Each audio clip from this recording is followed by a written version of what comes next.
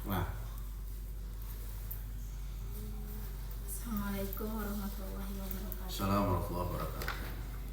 Baik, kami mulai Bu ya.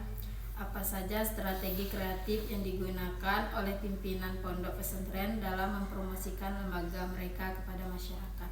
Oke, baik, bismillahirrahmanirrahim. Assalamualaikum warahmatullahi wabarakatuh. Waalaikumsalam. Pondok pesantren Madinatul Ulum ini itu berdiri pada tanggal 16 September tahun 2012. Ya. Ide awal pendidikan pondok pesantren ini atau pondok pesantren ini didirikan itu adalah ingin bahwa khusus di Kelurahan Pemenang ini ada lembaga pendidikan yang berbasis pondok pesantren, sehingga anak-anak yang di sekitar Kelurahan Pemenang ataupun Kecamatan Pemenang secara keseluruhan itu tidak jauh lagi memondokkan anaknya di di pondok pesantren. Maka kita dirikan ini.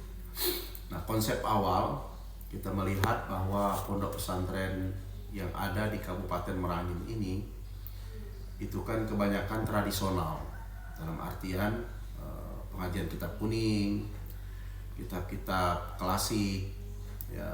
Jadi sedikit sekali yang pola asriyah atau pola modern. Maka pondok pesantren ini kita buat modern. Nah, salah satu kreativitas kita adalah kita ingin melahirkan anak-anak ini yang berilmu, baik ilmu akhirat dan juga ilmu keduniaan, karena kita hidup di dunia. Nah, kreativitas kita mempromosikan pondok ini, kalau dulu media sosial belum begitu masif, maka sekarang kita melalui media sosial.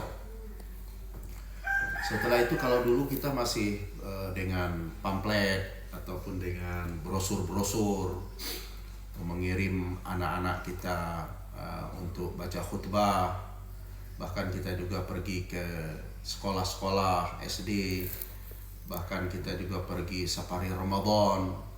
Itu bentuk kreativitas kita di dalam kita mempromosikan pondok pesantren ini. Dan di dunia modern hari ini, alhamdulillah kita juga sudah melalui Facebook, sudah melalui Instagram, ya, kita mempromosikan pondok pesantren.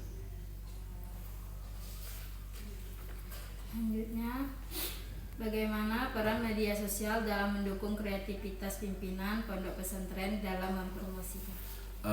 Tentu media sosial ini kan sangat up to date, ya, sangat kekinian. Ini kan perlu. Kalau kita yang mendeklarasikan pondok modern tetapi tidak menggunakan perangkat media sosial, ini juga termasuk kita orang yang terbelakang. Maka perannya sangat penting sekali.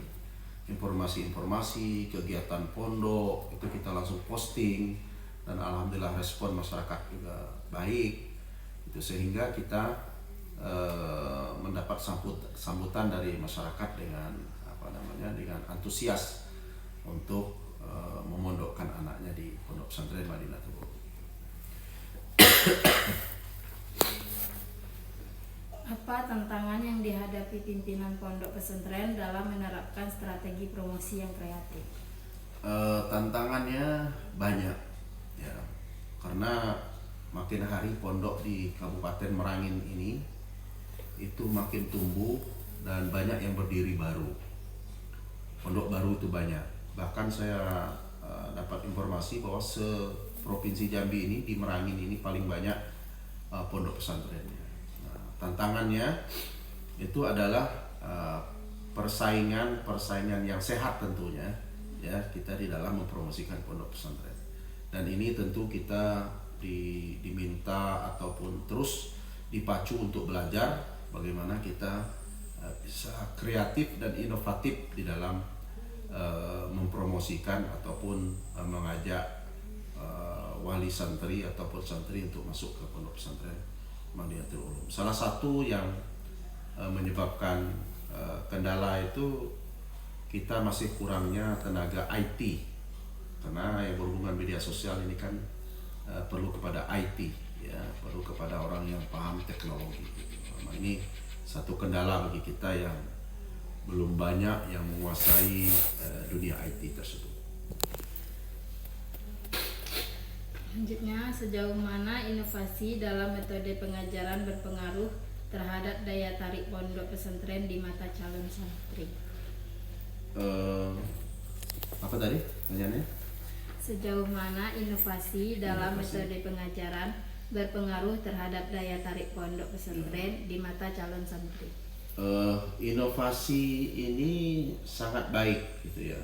Di pondok kita ini walaupun belum secara menyeluruh, anak-anak kita, sebagian gurunya yang sudah menguasai teknologi walaupun sebelumnya belum begitu banyak, maksud saya, itu dengan menampilkan video, ya kan, tidak monoton dengan cuma mentransfer ilmu, tapi kita tambahkan juga dengan video, dengan penampilan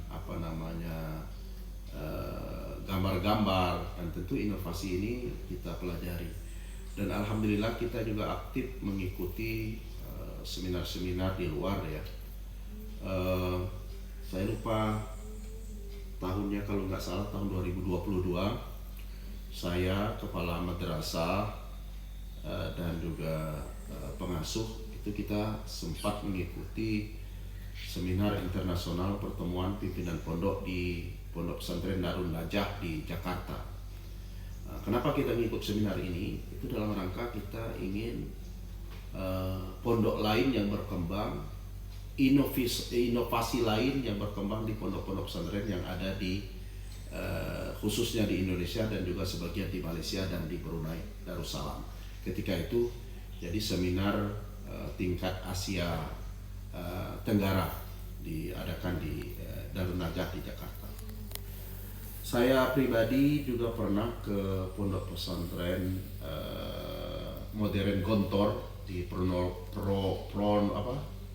Ponorogo, Jawa Timur pada tahun 2017.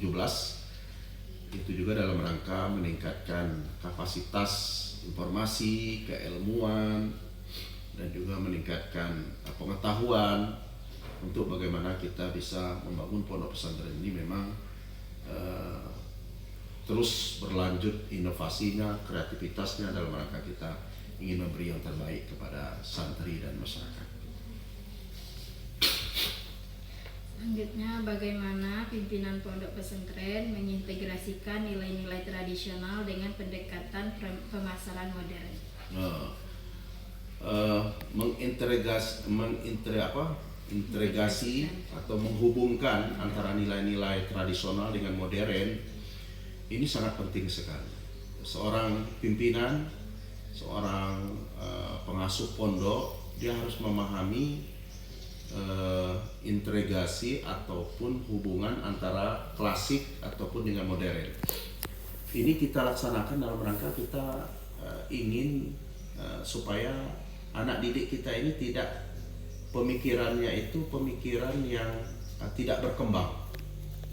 Banyak orang yang, mohon maaf dalam tanda kutip, sebagian menyampaikan bahwa orang yang belajar di pondok pesantren ini pemikirannya sekali lagi dalam tanda kutip itu kolot, ya, tidak bersih, tidak rapi, tidak tidak higienis, ya kan?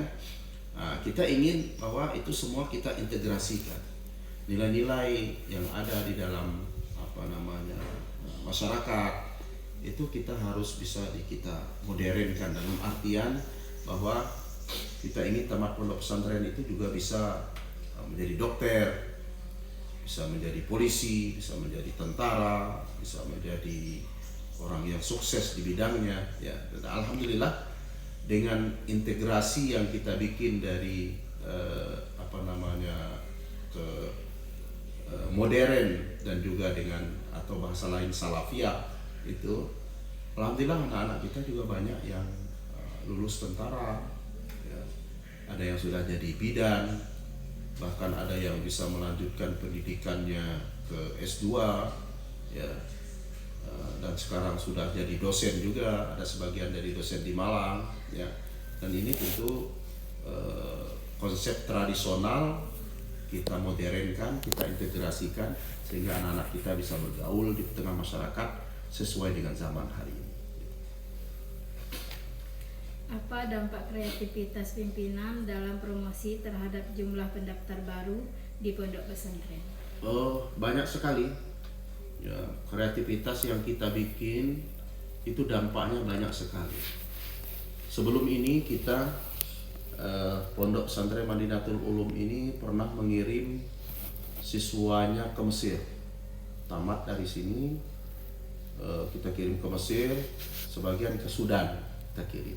Ya, walaupun yang di Sudan sekarang tuh pulang karena ada konflik saudara di situ, tapi yang di Mesir tetap. Nah, ketika kita mempromosikan kreativitas kita bahwa tamat Madinatul Ulum bisa ke luar negeri, bisa ke Mesir, bisa ke Sudan, itu di tahun berikutnya alhamdulillah itu melonjak santri-santri yang mendaftar di Pondok Pesantren Madinatul Ulum. Bahkan kalau saya tidak salah itu sampai 150 santri yang daftar. Dan ini menunjukkan kreativitas yang kita laksanakan itu berhasil dan berdampak kepada calon santri yang masuk ke Pondok Pesantren Madinatul Ulum. Bagaimana kolaborasi dengan komunitas lokal dapat meningkatkan kreativitas pimpinan dalam mempromosikan pondok pesantren? Kolaborasi dengan masyarakat ini penting. Dimanapun kita tinggal, itu perlu kita melaksanakan kolaborasi ataupun kerjasama. Kita tidak bisa, kalau kita hidup di masyarakat ini, kita meninggalkan masyarakat. Dan alhamdulillah di Pondok Pesantren Madinatul Ulum ini setiap kegiatan kita mengundang masyarakat ya, sekeliling pondok, RT, RW, tokoh masyarakat.